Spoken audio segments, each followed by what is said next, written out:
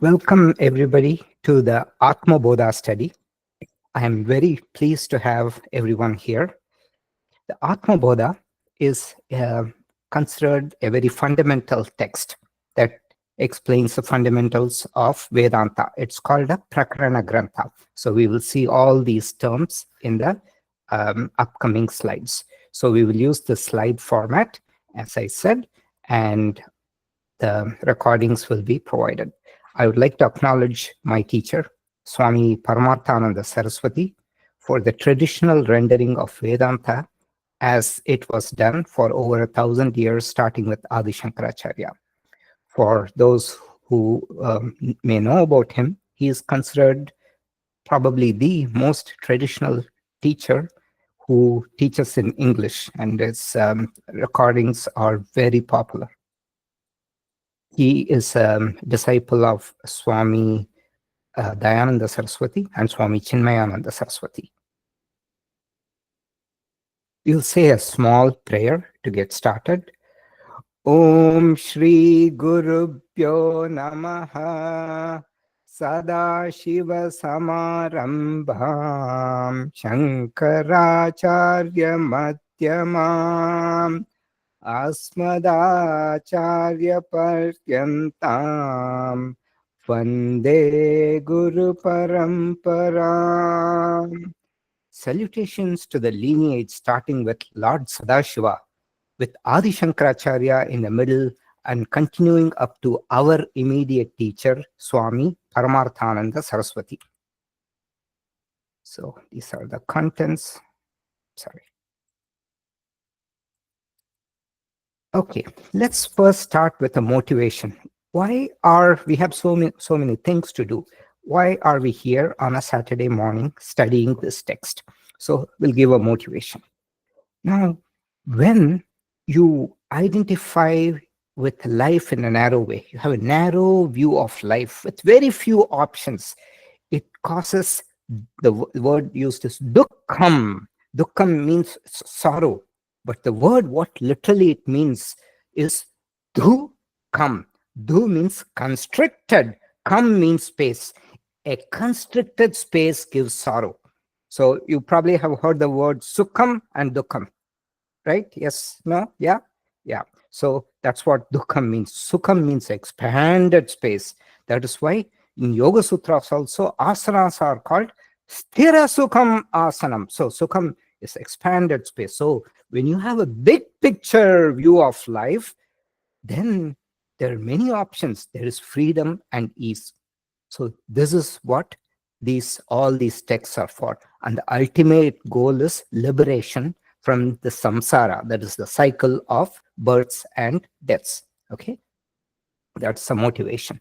So with that, we will go into the introduction part. So I'll introduce this text to you, what it is about, and we will go over some of the aspects of this text.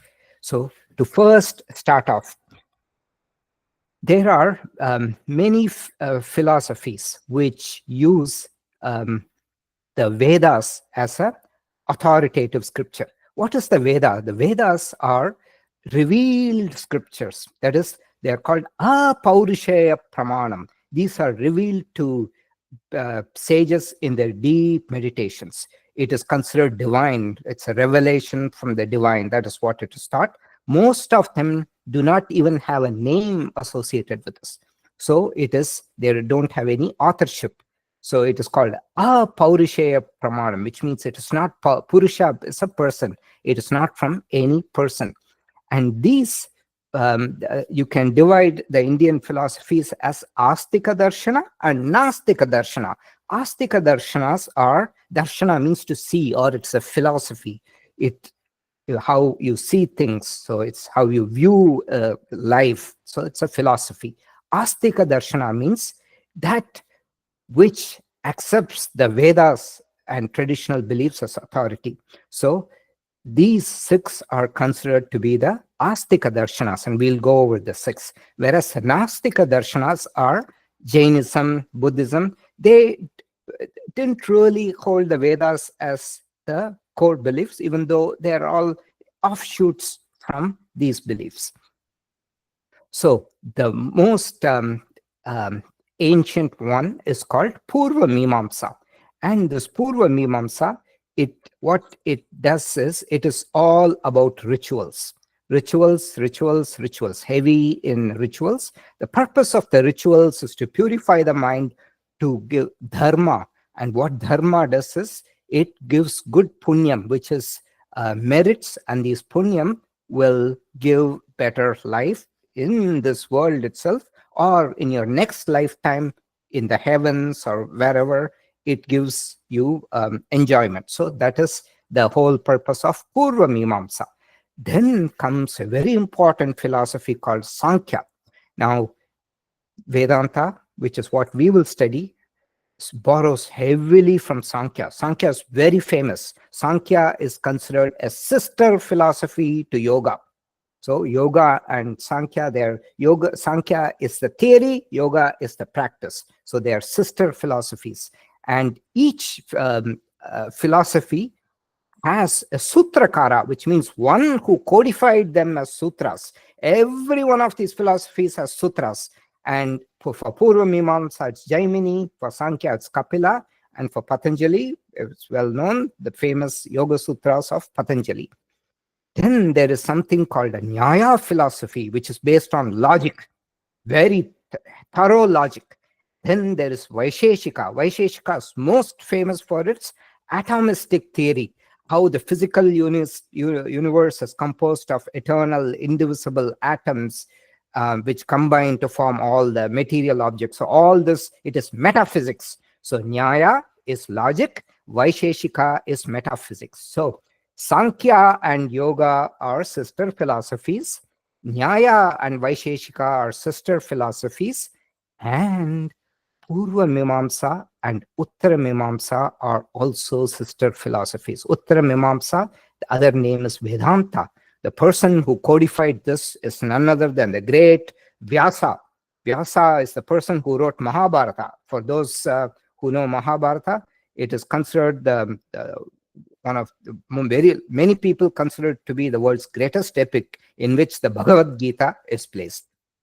So Vedanta and Purva Mimamsa, they are sisters. So Vedanta, it came towards the end. So this is the chronological order too. So the Purva Mimamsa, then Sankhya is an ancient philosophy. We don't even know how many thousands of years. Then finally Vedanta comes. Vedanta is much more recent.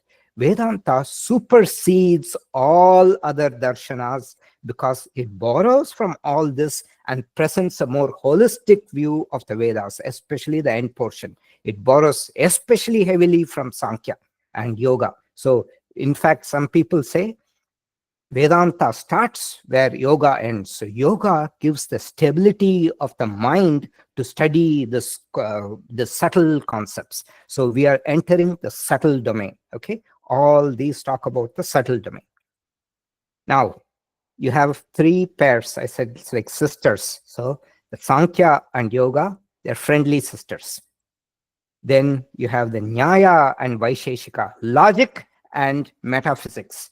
They are also friendly sisters. They go hand in hand. Whereas Purva Mimamsa, which is the rituals, and Vedanta, which is all about the subtle portion of who we are and the universe, they are quarreling sisters. The reason is that Purva Mimamsa, the heavy focus is on rituals, the karma kanda of the Vedas. Okay, and the Uttara Mimamsa, the Vedanta, the focus is on knowledge, on who this I am, this I that is witnessing everything, that is seeing this computer screen. Who is that I? Is I the body, the mind, or something else? Everything is dealt with in detail.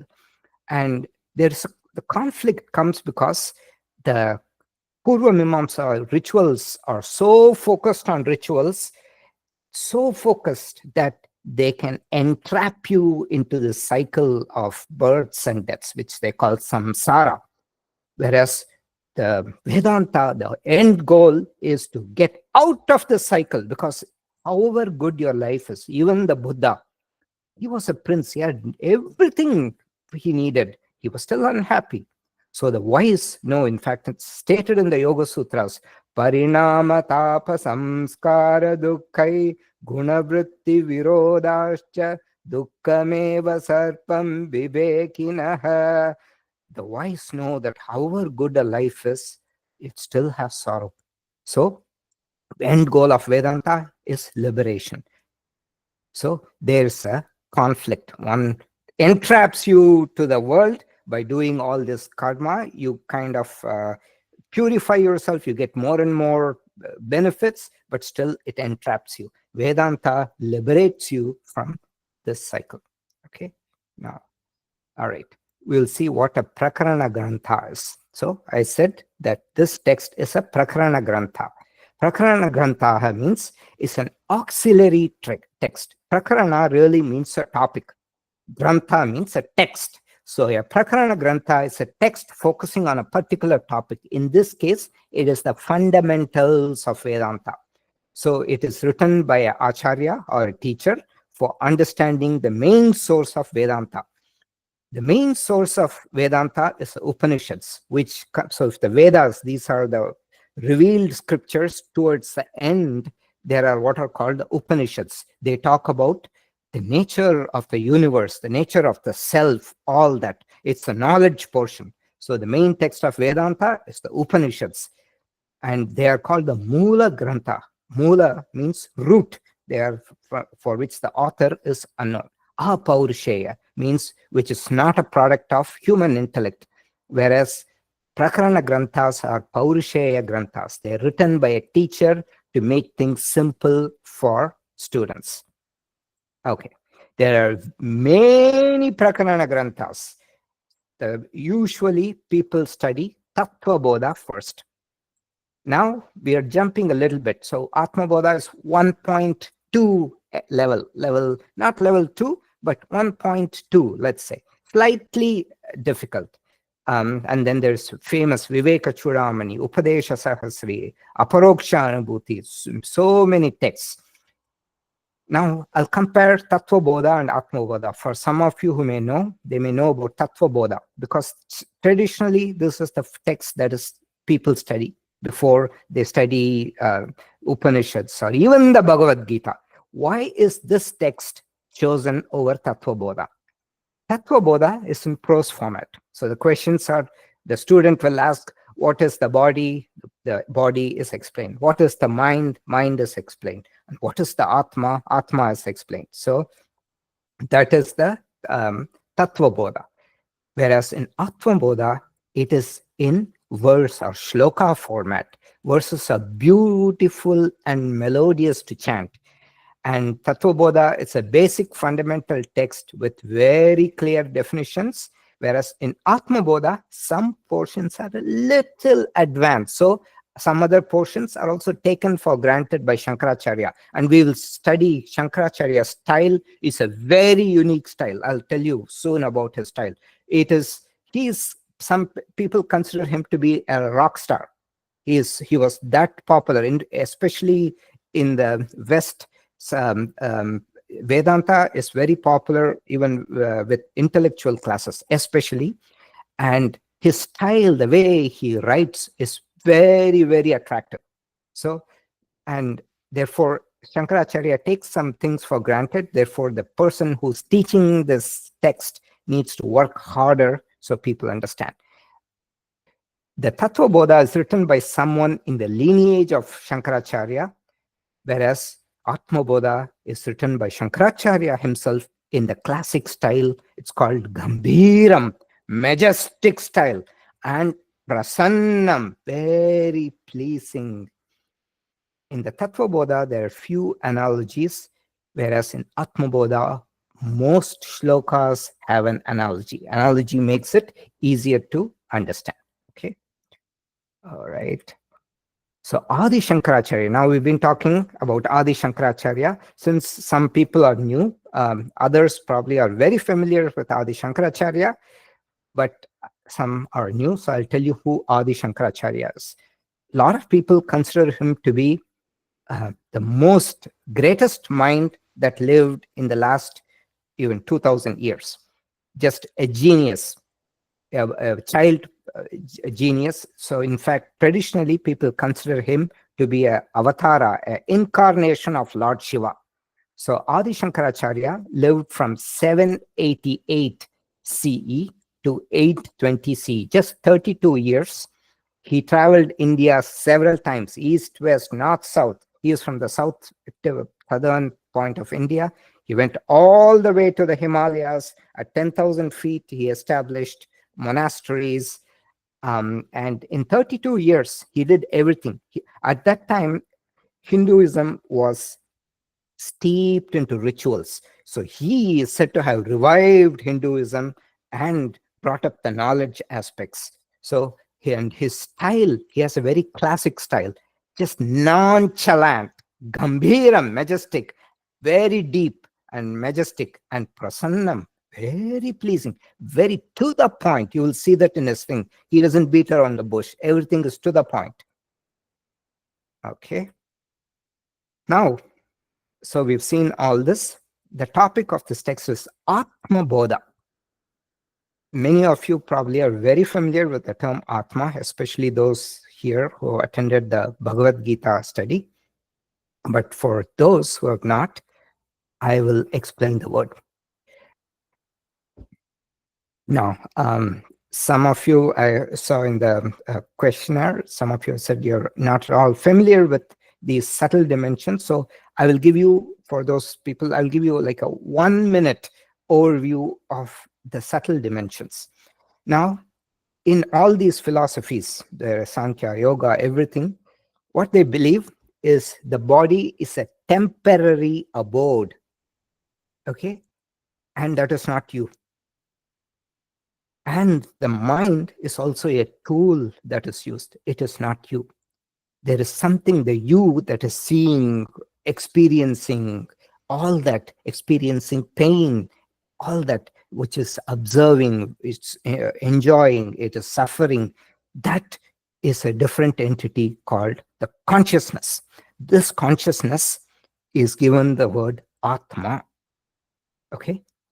The Atma can be derived from any of the following 4 different roots. All derivations are valid. In fact, even in Greek, the word atom comes from this root Atma.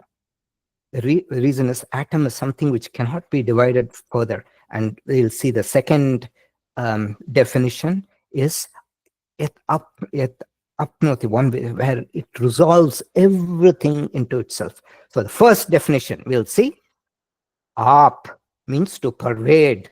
Sarvam apnoti iti atma. This consciousness, it is not limited to your body.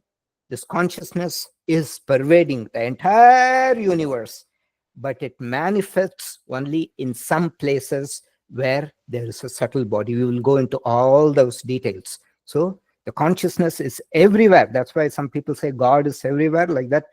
Consciousness, we'll see what God is later. Consciousness is there everywhere. Sarvam apnoti iti atma. It is that essence which pervades everything. Adaha iti atma. Yat adatte iti atma. Adaha, adha means to take unto, to swallow, to resolve everything, like a black hole, just resolving everything into itself. The entire, it's believed that the universe creation and dissolution happens in cycles. So there is creation and the universe is sustained, and then everything dissolves or resolves into this Brahman or this Atma. So that which resolves everything, to absorb, sarvam adatte, that which resolves everything into itself, the great resolver. The third definition, ad iti atma, that which experiences is Atma. And in Sanskrit, very often eat and experience have the same word, because eating is also an experience. It's like an enjoyment, that which, like an enjoyable experience. Atti iti atma. Atma is that essence which experiences everything, the experiencer. It is also called the sakshi, the witness, that is the actual you. We'll soon see that. At, and the final one is at. This is from the word asti, means to exist. At sahasya damate, that which means that which exists forever. Atma, that is the real you, has no birth. It's been eternal. It has no death. Atma is that which ever is. Atma just is. It is eternal. Okay, we will soon see. When we talk of people, you say, he is a mechanic. She is a teacher. So you're qualifying, but Atma has no qualities. It is that essential consciousness in all of us. Atma just is. It has no qualifiers. Okay. Now, why is knowledge used twice in Atma Bodha? So Bodha means knowledge. Atma means this consciousness, which results in knowledge. What is consciousness? That which lights up everything, that which causes something to be known. Atma Bodha means knowledge of that consciousness which results in knowledge. Okay. So is it knowledge of knowledge? What's really mean? So knowledge with a capital K is objectless knowledge. Whatever Atma shines on, it reveals.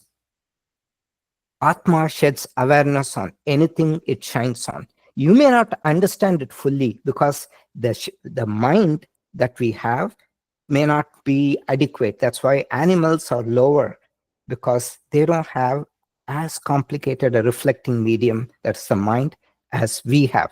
And even in people, there are gradations.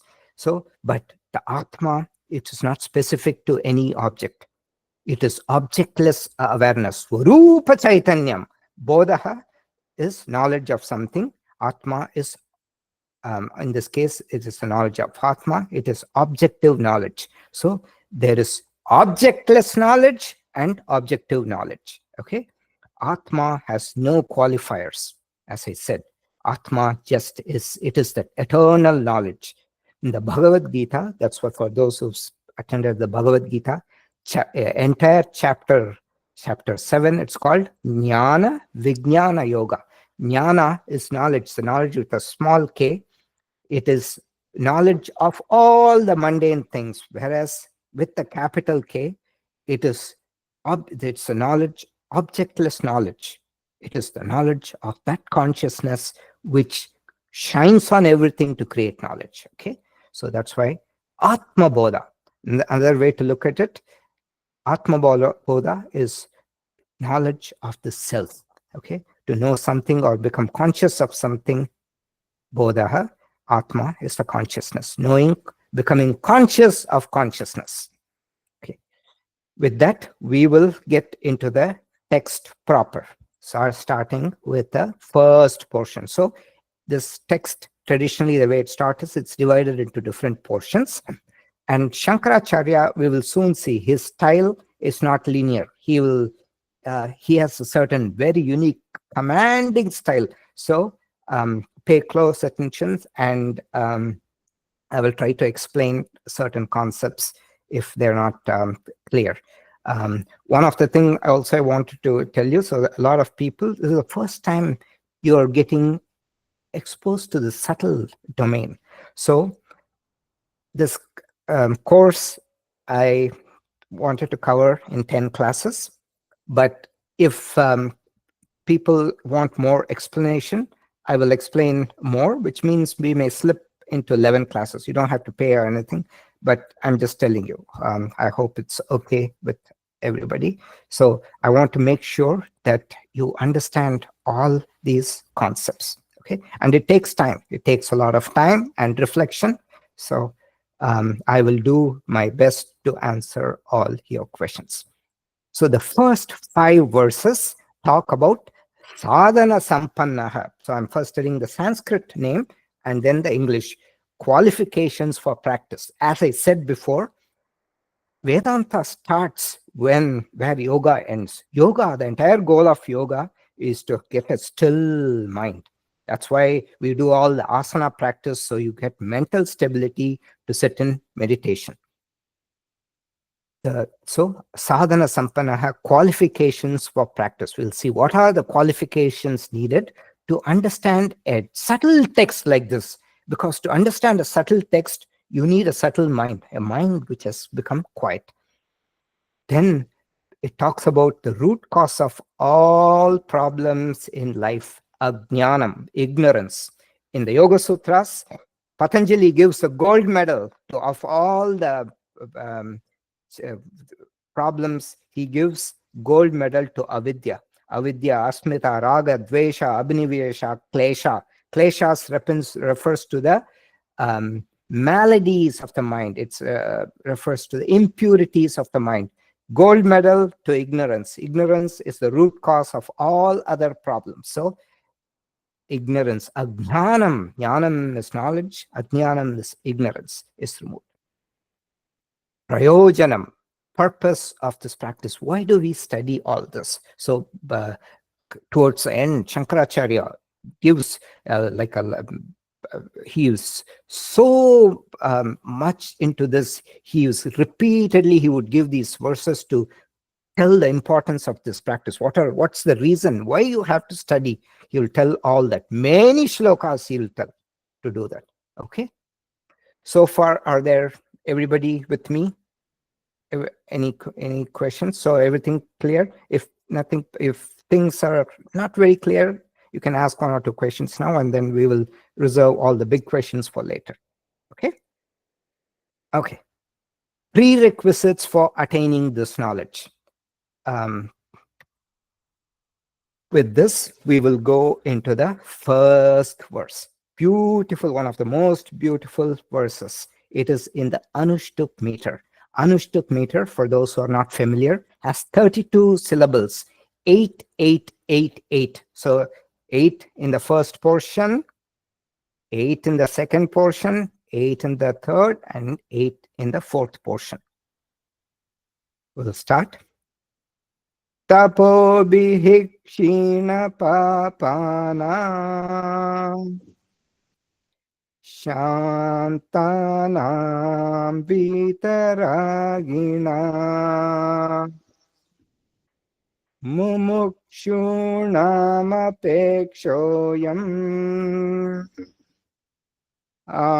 atmabodho vidhiyate. So the syllable is not a word. So syllable, it's not a letter. It is, for example, ta, po, bhi, hi, shi, na, pa, nam. So there are ta, po, bhi, shi, na, pa, nam. 8. There are 8. B, he is 1 actually. So ta, po, bhi, shi, na, pa, nam. Shan, ta, nam. I think I have to move before the camera. Shan, ta, nam, vi, ta, ra, gi, nam. So 8. So 8, 8, 8, 8 syllables. That's how it is. So in ancient days, they did not have notebooks to write. So everything is learnt by heart. And that is why today we have error control coding for those who are familiar with communication.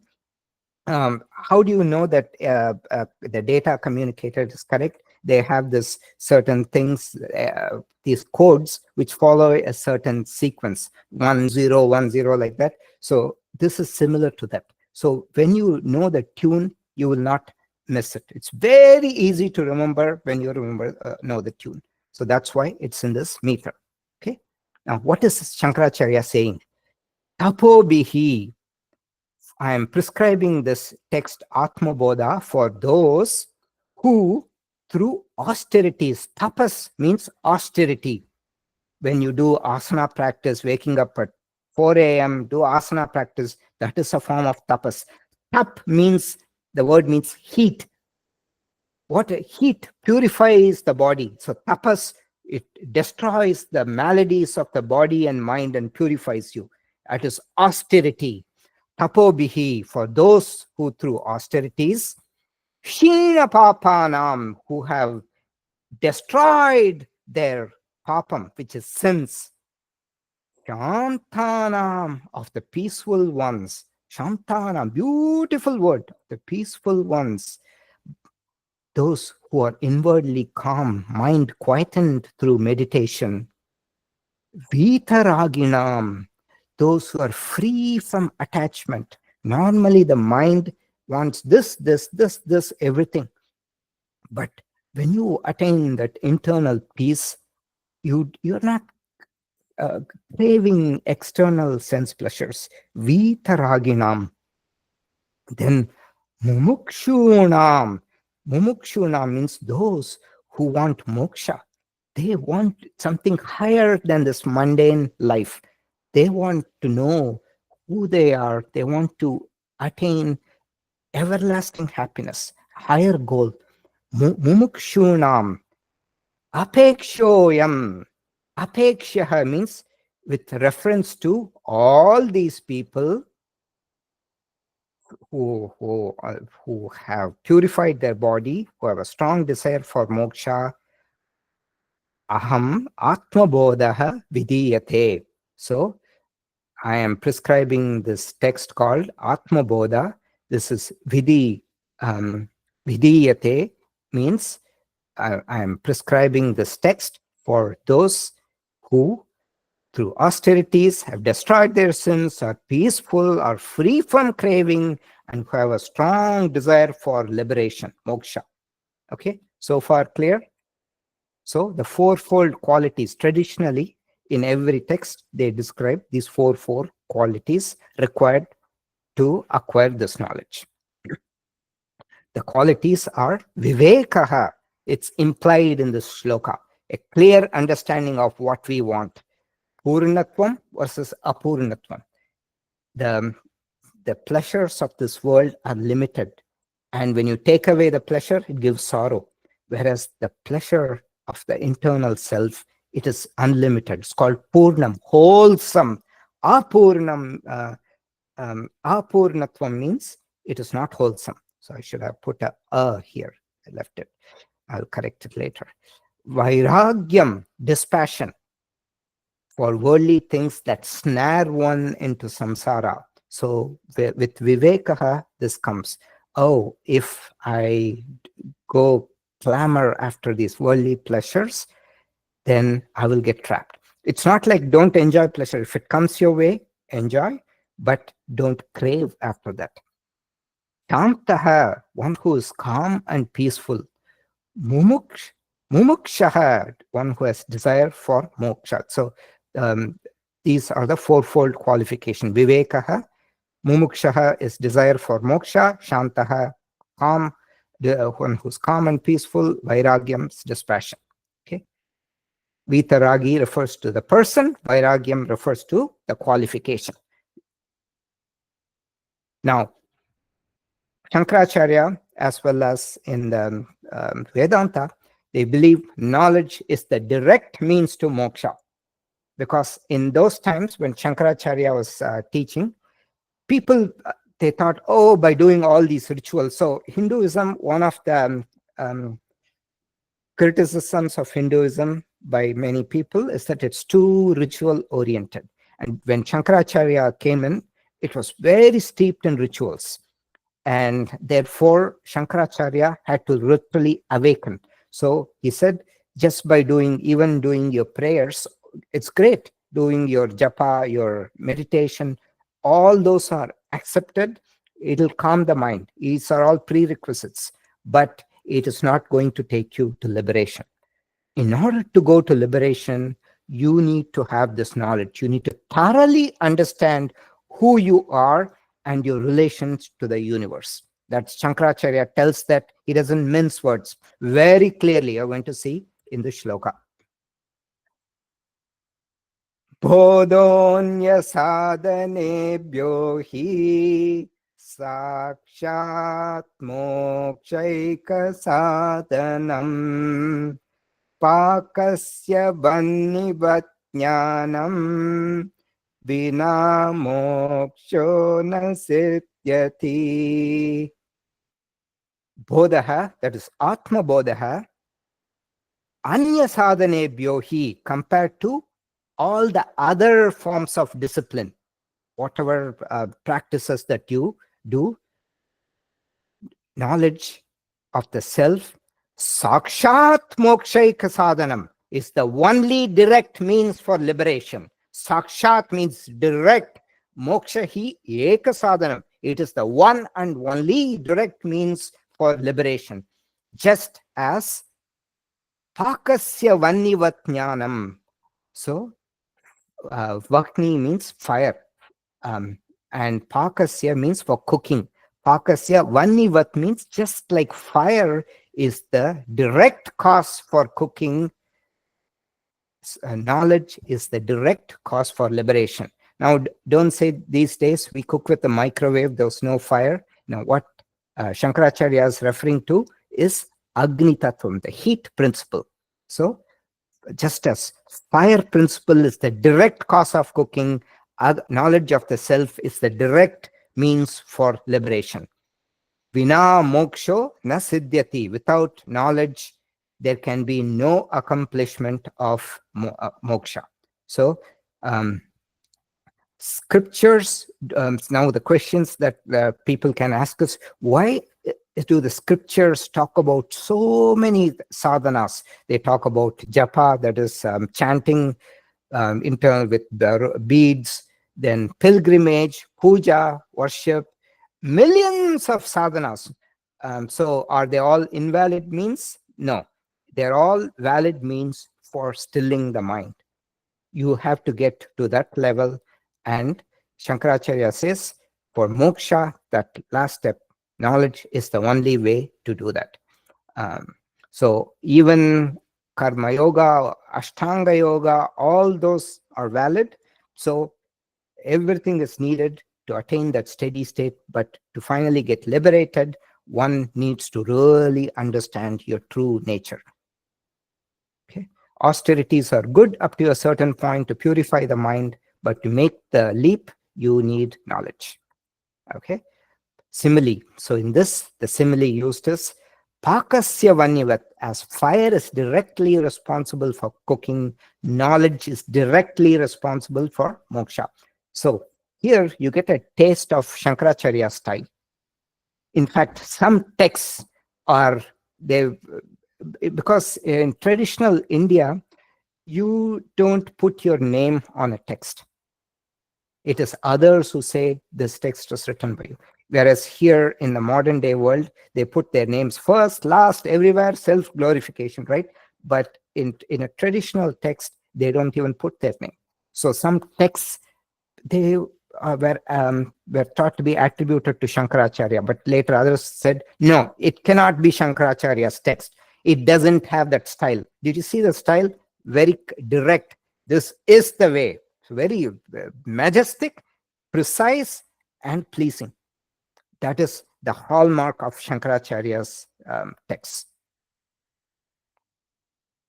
So now Shankaracharya is going to say all other sadhanas. Sadhanas means all these practices, even asana practice, they're all karma. And he gives logical explanation. See, this is where I said Vedanta takes a lot from Nyaya, the logic portion. He says, why they won't help? Because karma can coexist with ignorance. I said the entire issue why we are trapped in this life is ignorance. Karma can coexist with ignorance. So karmas, when done as karma yoga, can purify the mind and make it steady, but they cannot remove ignorance. Rituals, what Shankaracharya is essentially trying to say, he's trying to come and shake up the people in the time he lived in. He says, rituals cannot get you liberation. That's what he's trying to say. So we'll go into the third shloka. Avirodhitaya karma na vidyam vinivartayet vidya vidyam nihantyeva tejas timira sangavat. Karma, action, cannot destroy ignorance. Okay. Vinivartayet means vi means separation. Ni means back. Ante. So vinivartayet, to refrain from or to desist. So he says aviroditaya karma. Virodi means enemy. So aviroditaya karma means karma is not in conflict with ignorance, and therefore it cannot destroy ignorance. It does not turn away from ignorance. Knowledge, vidya, avidyam eva nihanti. Knowledge alone destroys ignorance. And he gives a simile. Tejaha timira sangavat. As light destroys darkness, so knowledge destroys ignorance. So that's what he's trying to say. Tejas timira sangavat, like a mass of darkness is destroyed by light. Timiraha refers to darkness. So Shankaracharya, he anya sadhanas, all the other practices, he puts them together as karma. And here he says these karmas cannot give moksha. That is because karma cannot remove ignorance. Jnanam can give moksha because jnanam removes ignorance. So, vidya avidyam eva nihanti. Nihanti means completely destroy. So, nihanti, completely destroy. Okay. We will go to the 4th verse. Now he's now saying, due to the ignorance, what kind of problems is this ignorance causing? Parichinna iva jnana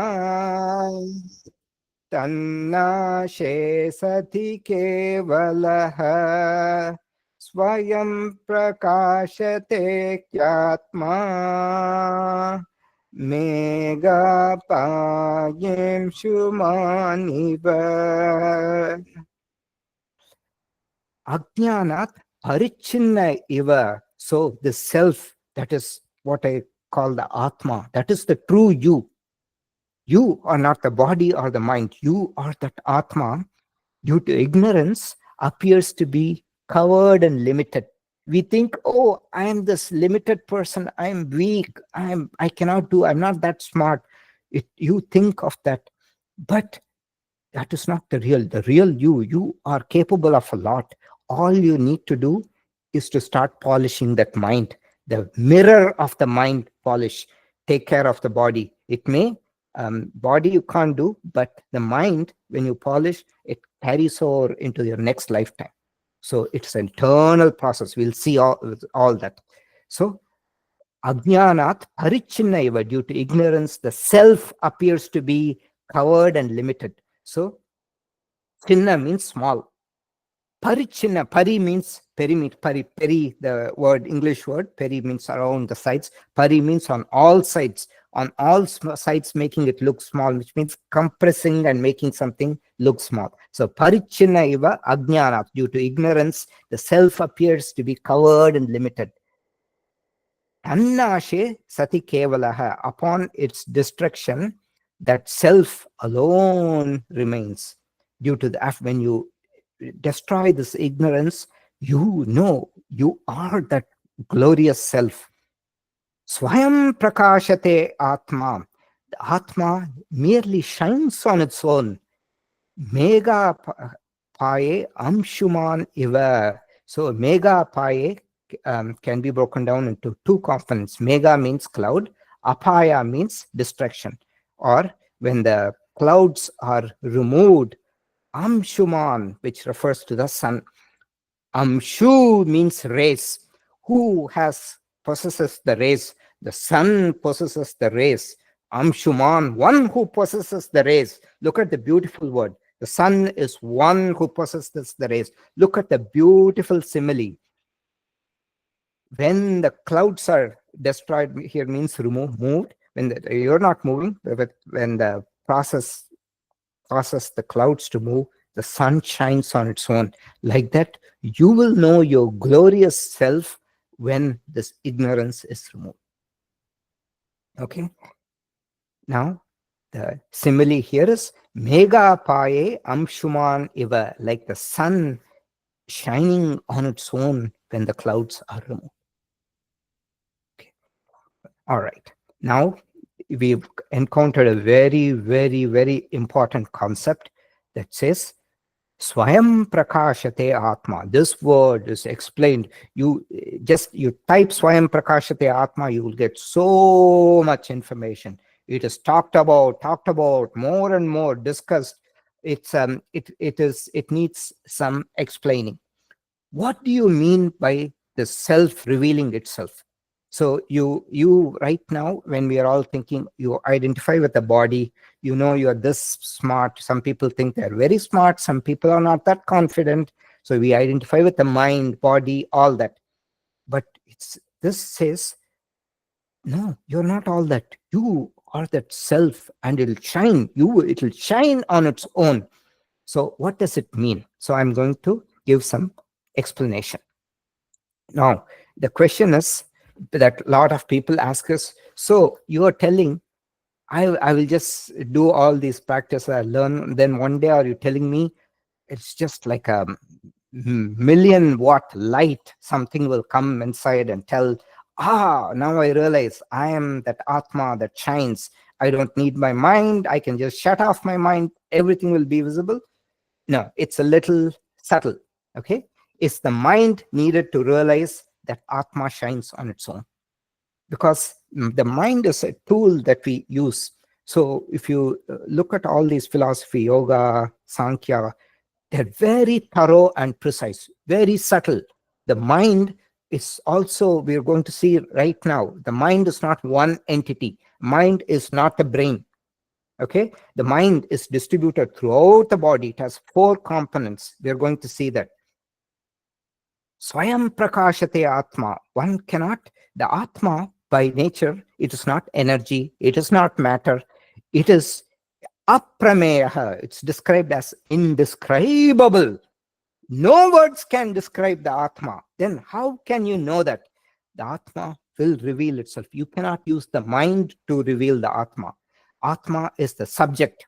Why? Because no instrument can be used to see the Atma. Why? Because it is you. Can you see yourself? No. The subject and the object. So this is called Drik Drishya Vivekam. We'll see that soon in the following classes. You can never see yourself. You can see a reflection of you. You can see a reflection of you in the mind, but you can never see yourself because you are the subject. Okay? Can we conclude the Atma cannot be seen and it shines on its own? So there's no use of the mind in knowing the Atma? No. Mind, the role of the mind is like to remove the clouds of darkness. The mind is like the analogy, it's like a movable mirror that reflects sunlight. Let's think of this example. Here, you have a mirror in a dark room. Now, when you move the mirror shines light on different portions of the dark room. The mind is like that. The light is the sunlight. Sun considered to be like the Atma. The mirror can illumine all the portions of the dark room. But can you use the mirror to illumine the sun? No. See, you see the parody here? The mirror cannot be used to illumine the sun because sun is you. So the mirror can be used to remove everything that is not you and make you understand that you are that light. So it's a very subtle point.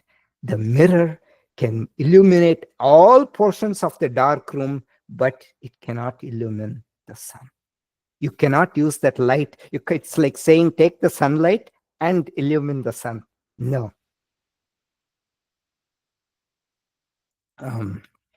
So our mind cannot illumine the Atma, but we are not retaining the mind to illumine the Atma. We are retaining the mind to destroy the ignorance. Therefore, with the mind alone, Atma Jnanam can be gained.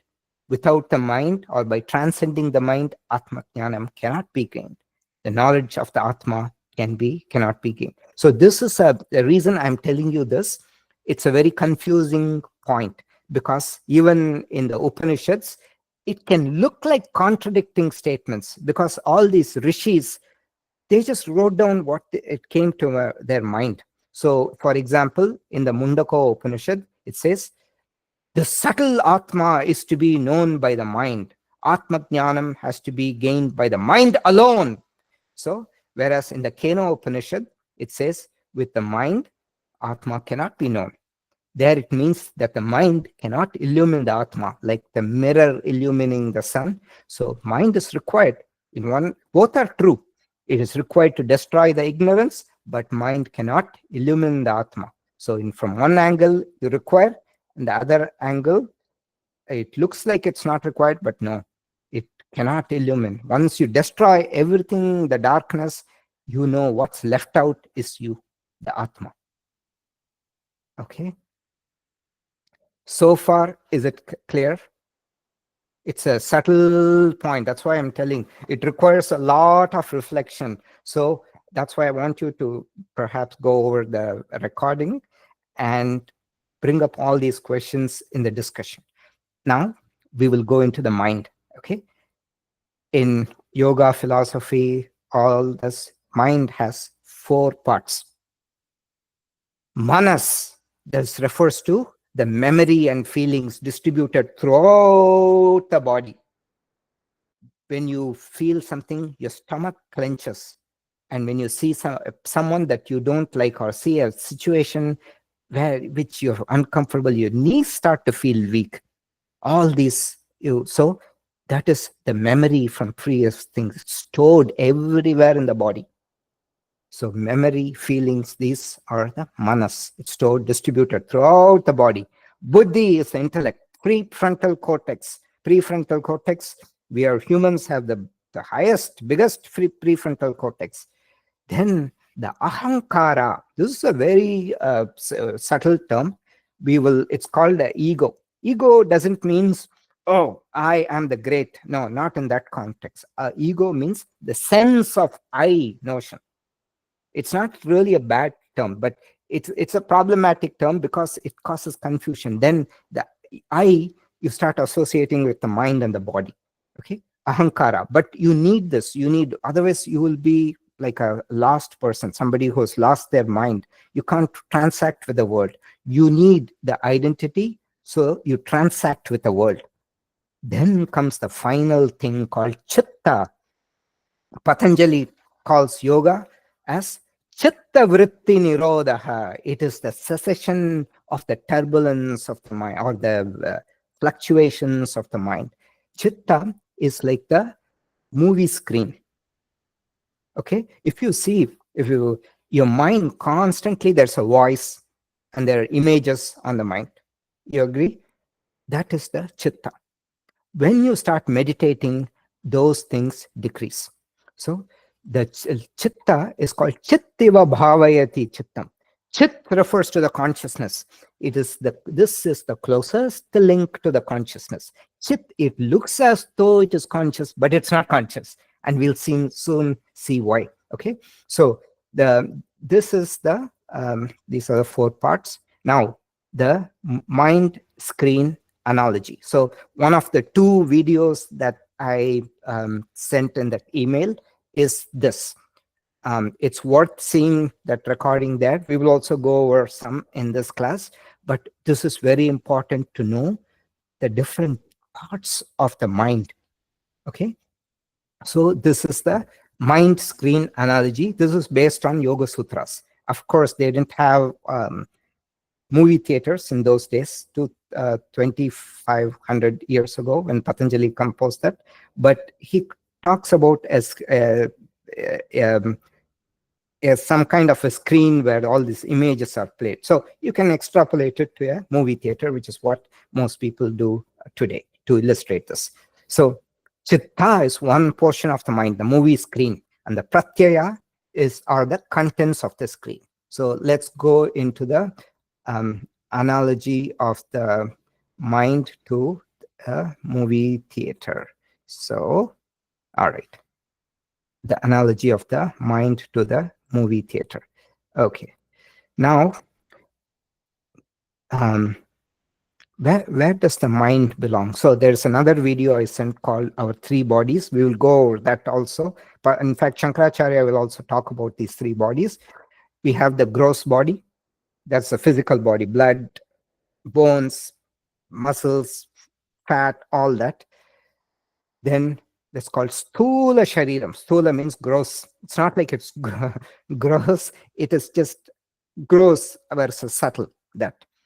Then the subtle body, Sukshma Shariram. This consists of, we'll see, the mind, and the mind has four portions: the pranas, the organs of action, the sense organs. There are five sense organs and the five organs of action. We'll soon see that. Then there's a mysterious thing called causal body, or it is the seed body, Karana Shariram. It's a very mysterious thing. Okay, so the four portions of the mind, they are here. They are in the subtle body. They belong to the subtle body. And behind the subtle body, there is something called the Chit, or the original consciousness. Okay. Now I will just right away jump into this example. So by definition, as I said, this Atma, by definition, it cannot be comprehended because it is the subject. You cannot comprehend yourself because you are the one witnessing. So you can't see yourself. That is the problem. And it's the same with all of us. So we cannot see. You can't say, oh, how about I see, can I see somebody else's Atma? No, it is that one thing which is one sunlight reflecting in different dark rooms. That's the catch. That's the cause of all the problems. So we use analogies to describe. And the analogy we are going to use here is the movie theater screen. This is the mind analogy. So this light, in those days, they used to have, before this DLP and all that, they had this film, right? So you have this reel and the film is spinning and there's a light shining on that and it projects onto the screen. So the light is like the Atma. And this, from the senses, all the images, they go in one direction and they're going and this way. Then from the memory, they start to replay back in the other direction. So the two direction, is it clear? So this is how things are projected onto the movie theater of the mind. The mind screen is like that. Constantly from the senses, you are perceiving things: light, sound, taste, touch, everything, and smell. Okay. Now, the reflection on the screen, these are all very, very, very subtle terms. It's called a reflected consciousness. There is light. There's the original light. Then there's the reflected light, right? Now, that's the reflected light is what is there on the mind. And it is called a reflected consciousness. Now, if you're saying people are all different, right? We are our intellectual capacities or different things, cognition, everything is different. Some people are good at music, some people at other things. Why is it? The way it explains is because the screens are all different. So the reflected consciousness, some people have smooth screens, so some portions they can understand well, others don't. Okay. Now, the vrittis are the contents that are projected onto the screen. Okay. So when the whole thing becomes empty, the screen is blank without all these images. That is the state of yoga samadhi. Okay. And the original consciousness is the projector lamp. It illumines the movie theater. It causes everything to come alive. Like that, the Atma illumines the mind. Okay. The reflecting medium is the screen. Why is human consciousness better than plant and animal consciousness? Because of a superior reflecting medium. A dull screen has a poorer image. A dull mind has poorer intellect. Okay, so this is how it is explained. Now, I will tell this thing. It's not that relevant, but then people ask, what's the relationship between I and God? So this, what we call the Jivatma, the individual, is this Atma reflecting on this little mind. So the reflection on, when you reflect on a convex mirror, it looks small. So Atma, we look small, whereas God is this entire consciousness, this thing reflecting on the entire universe. It's like a concave mirror. The reflection looks big. That is the only difference.